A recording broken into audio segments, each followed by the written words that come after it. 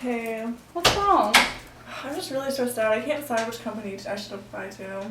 Well, if you want some help, I have this informational video I made for my ethics class last year, so it could help you. Oh, awesome. Yeah. I have it with me actually. Oh, how convenient. Here you go. Oh, thanks.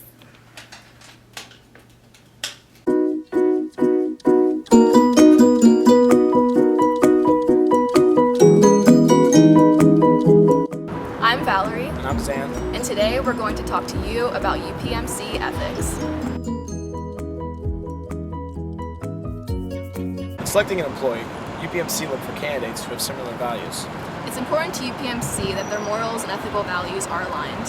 In fact, 50% of their evaluation is based on how employees live up to those values. At UPMC, performance reviews are held annually by each manager, and after you're hired, expect a 6-month review as well. These reviews are in place to make sure employees are accountable for their actions and that they can set goals. Once you're hired, expect a 4-hour training session on values and how to treat each other. Specifically, this emphasizes taking the time to actually talk to each other. Communication is key.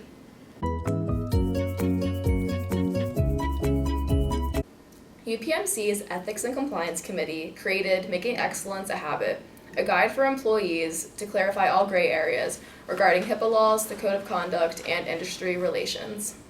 If employees have simple questions, they have access to InfoNet, specified towards all UPMC employees. All employees use Ethical Talk daily, mainly because of medical policies. Many ethical dilemmas tend to stay relevant to the medical field. For example, it may be tempting for an employee to look up a celebrity medical profile. Also, it may be tempting, for convenience, for doctors to give their nurses their sign-in information, which should be confidential. Also, it may be easier to have somebody sign off on a document that really should be signed off by somebody else. For whistleblowers within UPMC, there are 3 different mailboxes: privacy, HIPAA, and fraud. There are also 2 phone numbers: compliance and privacy. Many executives here at UPMC have open door policies, where they can also be emailed directly. There is also a hotline where employees can report anonymous tips. Regarding discipline, if an employee is caught red-handed involving fraud, they are typically terminated within 24 hours. At UPMC, it's hard to get away with any unethical actions. For example, you can tell how long an employee is looking at a client's medical profile. UPMC takes customer confidentiality very seriously. At UPMC, both successful and unsuccessful employees are looked at as role models. For an example, if an executive acts out, employees make sure to not model their performance after that behavior. Because the physicians are so good, employees want to maintain that behavior not only in the doctor's office, but also in the corporate office. Increase community within the company. UPMC holds off-site events, both fun and community service oriented. For example, they have holiday parties, Dave & Buster outings, and bowling events. They also volunteer together to serve food kitchens and work together in the United Way Day of Caring. Hi, I'm Constance. And I'm Lauren. And for our law firm, we interviewed David Strasberger, who is a partner at Strasberger, McKenna, Gutnick, and Gepsky. And now Ian's going to tell you a little bit of the background on the law firm. For our law firm, we went to David Strasberger's firm, Strasberger, McKenna, Gutnick, and Gepsky, and sat down with David, a partner who also serves on the executive board and is a shareholder of the firm. Beyond that, David works with the rest of the construction attorneys, which is a total of 4 out of 48 at the firm, and only sees the majority of his firm and staff members when they meet bi-monthly to discuss workloads, have meetings about general business, and also discuss how they can most ethically serve their clients' needs without compromising their values or the restrictions and guidelines by which they need to follow for the American Bar Association. David told us about the culture at Strasberger, McKenna, Gutnick, and Gepsky, and that it was mostly casual, citing that there used to be informal Fridays, and now it's just informal every day. Beyond that, the only main program that David mentioned throughout our interview with him was a mentoring program, which wasn't more about how to do the job or how to ethically act as attorneys, but also included discussions about where to eat, the best places to park, and just general life things. David also mentioned that the most important things when working at the firm were usually learned when law students would be clerks at the firm, and if they performed well, they would be offered a full-time position upon the completion of their law school. As Ian mentioned, David Strasburger began talking about his company's ethics by discussing the socialization period they go through. He entered the law firm starting off as a law clerk, and in his own words, he had no idea what it meant to actually be a lawyer. To help guide the way, every law clerk gets a mentor that takes them through the basics and teaches them the culture of the company. We would also like to reiterate that since there is no training period for the new employees, we can conclude that Strasburger, McKenna, Gutnick, and Gefsky, also known as SMGG, practices virtue ethics because they have to learn through the standards and norms they see each and every day. The mentor and the top lawyers in the firm act as role models to the new law clerks in order to allow the employees to become socialized.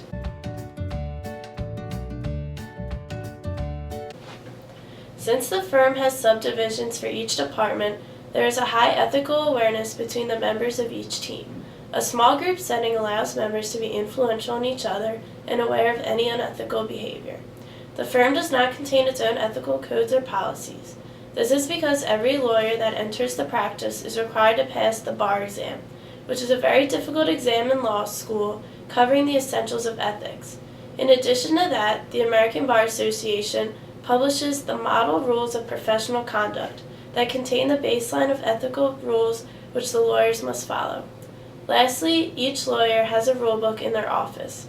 Even though the firm's ethical policies are not tailored specifically to SMGG, every lawyer must be mindful of good ethical behavior and standards set by the MRPC.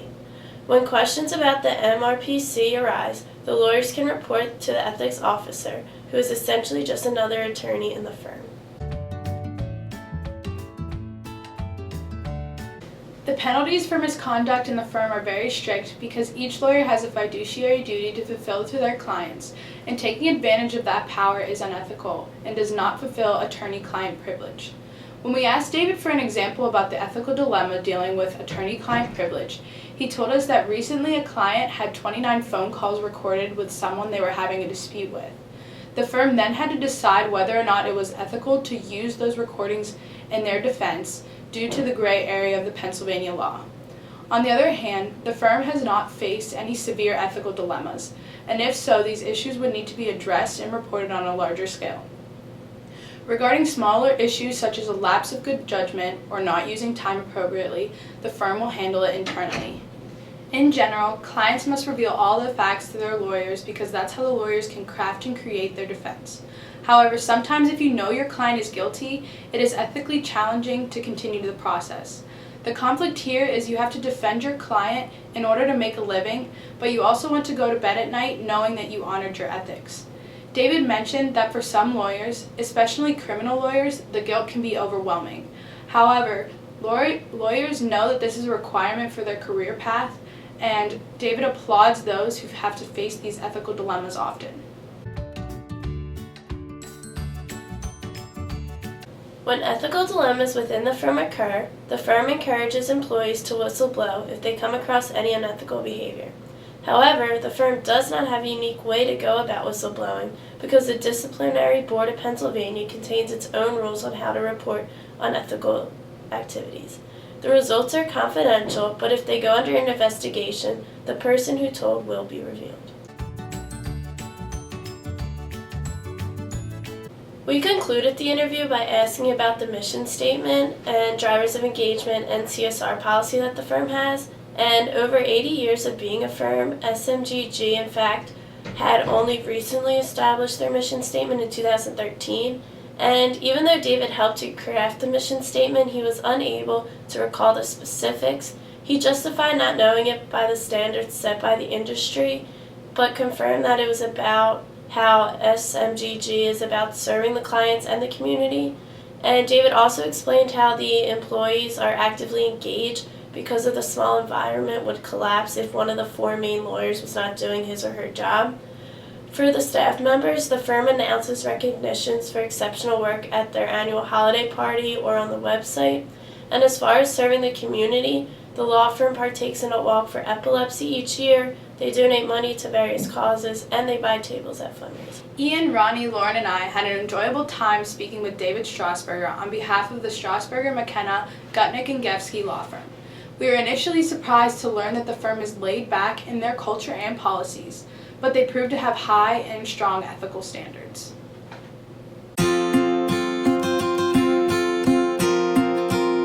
Hi, my name is Jeff Strasberg, And I'm Allie Wolverka. and we'll be analyzing Deloitte accounting firm's ethics policies.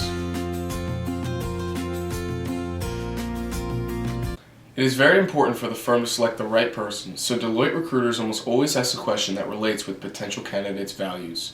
During the recruiting process, Deloitte looks for people who have similar values to the firm. Each new employee has an assigned counselor and a buddy to get any advice on both ethical and unethical issues. Moreover, the counselor helps them along the way and serves as a checkpoint person. Depending on performance, they can have meetings as often as 6 months or sometimes every 2 weeks. The company gets feedbacks from the various levels and looks at the overall performance of the employee to determine their performance level by scoring from 1 to 5. Once you're hired, there's a Welcome to Deloitte Week. For new employees, the company offers a week of orientation. They offer ethics training and a networking session with employees, which is an opportunity to formally communicate about ethics with new hirees, along with informal communication about ethics and ethical issues. Ethical issues or topics are mentioned every day. Deloitte emphasizes ethics since employees deal with confidential information about clients all the time. Deloitte communicates with its employees via email, website, and training. Deloitte offers annual ethics training, which is mandatory for all employees. They also hold ethics training sessions multiple times throughout the year. Integrity is the first of Deloitte's 4 shared values, the ideals that guide employees in everything they do. Deloitte's emphasis on integrity is important because it reinforces their approach to doing business based on a foundation of ethics and ethical decision-making. It's both good business and the right thing to do. In fact, doing what's right has always been a fundamental principle at Deloitte and a core element of their culture. An ethical mindset supports value-based decision-making when serving clients and during the course of their daily lives. All Deloitte employees pride themselves in focusing on doing not only what is good for business, but also what is good for people and the communities in which they live and work. To support these ideals, they have created the Code of Ethics and Professional Conduct as a practical guide designed to assist the people of Deloitte in carrying out their work within a values-based construct. The code clearly defines the expectations for everyone at Deloitte. It is the obligation of all Deloitte personnel to know, understand, and comply with the code, both in letter and in spirit. That obligation also includes a duty to act, including reporting any potential violations. Each function-specific subsidiary has its own code, although they are substantially similar to the Deloitte LLP version. According to Deloitte's Code of Conduct, employees have a duty to know, understand, and comply with Code of Conduct and to report any issues, ethics, and compliance inquiries. The Integrity Helpline is a confidential 24 hours a day, 365 days a year service you can access from any location. It's administered by a third party to help maintain confidentiality and, when requested, you may remain anonymous. Anyone can log on to or call the Integrity Helpline to request assistance or report a potential violation.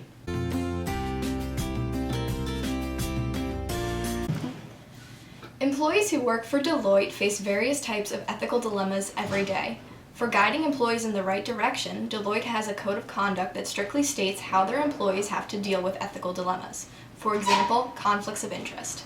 Since employees make business decisions every day, they are responsible for remaining free from influence or the appearance of influence of any conflicting interests and for conducting business ethically and legally. They have a duty to avoid making business decisions that place their personal interests ahead of those of Deloitte or any of its U.S. entities. Deloitte's personnel have access to significant amounts of client information that may not be available to the public, and you are required to preserve the confidentiality of information obtained in client service. Information of a confidential, private, and sensitive nature must be used responsibly and controlled and protected to prevent its prohibited, arbitrary, or careless disclosure. Unless the client has provided its specific consent, which should be preferably in writing, or there is a legal or professional right or duty to disclose, employees are prohibited from disclosing confidential client information. It is illegal for any person to buy or sell any securities, stocks, or bonds based on insider information, or to discuss such information with others who might buy or sell such securities. Each of the employees in Deloitte is responsible for appropriately addressing potential fraudulent, illegal, or unethical issues that may come to your attention through reporting. If they observe or become aware of a potential problem, it is the employee's responsibility to report the circumstances through an appropriate reporting channel and to cooperate fully with any investigation. Any disciplinary actions that would be taken by the company would be heavily dependent on the facts and circumstances of the potential violation of the company's code of ethics. Depending on the violation, employees could face personal, legal, and financial liability. The company maintains a code of ethics that should always be followed by every employee in and out of the office. Most of employees' role models within the firm are generally partners. Many partners are role models to other employees because of their abilities, clients, and accomplishments. Pittsburgh Branch Office Managing Partner is a special role model to many employees. A role model for an employee could be a high-performing superior within that employee's business line or group. Most employees would consider high-performing superiors within their group to be their role models, because as they move up the ranks, they would obviously want to match their performance. All of Deloitte members have a responsibility to be a good neighbor and a contributing corporate citizen in their communities. They are committed to conducting business activities in ways that honor ethical values and respect people, communities, and the natural environment. Deloitte shares a long tradition of supporting the communities in which they live and work. In addition to financial contributions made by Deloitte and its people, many of the employees also volunteer their time to worthwhile causes. They actively offer, encourage, support, and reward volunteerism. In addition, their employees practice their responsible stewardship of the Earth's natural resources by continuously looking for ways to reduce their impact on the environment, both as an organization and as individuals. So what'd you think? Oh, it was actually really helpful. I think I have a good idea of what company I'd like to apply to now. Okay, great.